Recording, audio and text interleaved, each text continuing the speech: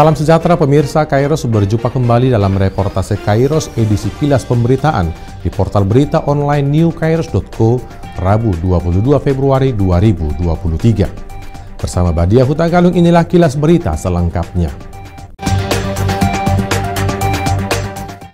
Penggunaan air tanah berlebihan di DKI Jakarta sudah mencapai level over extraction. Adapun dampak dari hal itu adalah penurunan tanah di Jakarta yang sudah mencapai 12-18 cm per tahun. Terkait hal tersebut, Menteri PUPR Basuki Hadimulyono menyebutkan penyediaan air bersih perpipaan serta pembangunan hilir menjadi beberapa alternatif mengurangi penurunan tanah seperti sistem penyediaan air minum Jatiluhur dan sistem penyediaan air minum Juanda yang mampu melayani kebutuhan air bersih 2.000 liter per detik.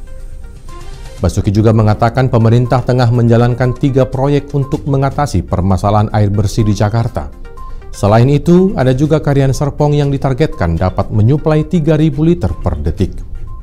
Jika benar berhasil, Basuki menyebutkan pada tahun 2030, pemerintah akan menyuntik mati penggunaan air tanah di Jakarta. Kita beralih ke berita selanjutnya. Pengurus Persekutuan Perempuan Distrik PPD HKBP Distrik 8 DKI Jakarta mengadakan pertemuan dengan pengurus seksi perempuan Huria atau SPH yang berada di wilayah Jakarta Timur 2, Selasa 21 Februari 2023. Pertemuan berisikan sosialisasi dari Kabid Koinonia Pendeta Ridhoi Batubara terkait kepengurusan atau struktur organisasi seksi perempuan HKBP berdasarkan buku pedoman Persekutuan Perempuan HKBP yang diterbitkan kantor pusat HKBP. Selanjutnya, Ketua PPD Sandra Sidabutar pada kesempatan itu juga memaparkan program pelayanan PPD tahun 2023. Di samping menjelaskan program, Sandra Sidabutar juga menyemangati para pengurus SPH agar selaku pengurus dapat menghidupi ungkapan Batak yang menyatakan parbahul-bahul nabolon, yang artinya bijaksana dan panjang sabar. Pertemuan pengurus PPD dengan pengurus SPH perwilayah ini juga dipakai sebagai kesempatan untuk berdialog dan menerima masukan untuk kemajuan SPH dan juga pelayanan PPD ke depan.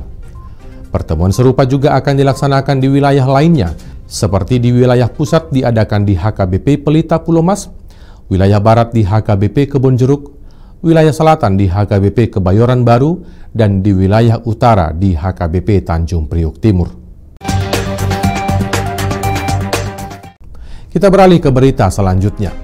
Pemerintah Republik Indonesia sedang berupaya untuk melakukan transisi energi agar dapat mencapai net zero emission di tahun 2060 atau bahkan lebih cepat. Untuk itu, Kementerian Energi dan Sumber Daya Mineral atau ESDM secara resmi meluncurkan perdagangan karbon subsektor pembangkit tenaga listrik di Indonesia pada Rabu 22 Februari 2023. Hal ini menunjukkan komitmen pemerintah Indonesia yang mendukung pengurangan emisi secara global. Menteri ESDM Arifin Tasrif dalam sambutannya menyampaikan bahwa penetapan carbon pricing menjadi salah satu kebijakan yang dapat meningkatkan efisiensi energi, mengurangi ketergantungan pada energi karbon, mengurangi ketergantungan terhadap energi impor, serta juga dapat menjadi sumber pendapatan bagi perusahaan maupun juga buat pemerintah.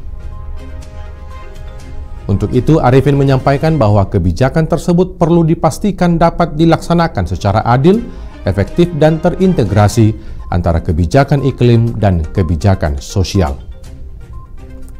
Di akhir sambutannya, Arifin Tasrif berharap pelaksanaan perdagangan karbon di subsektor pembangkit tenaga listrik dapat berjalan dengan lancar, serta dapat mendukung pencapaian target pengurangan emisi gas rumah kaca di sektor energi.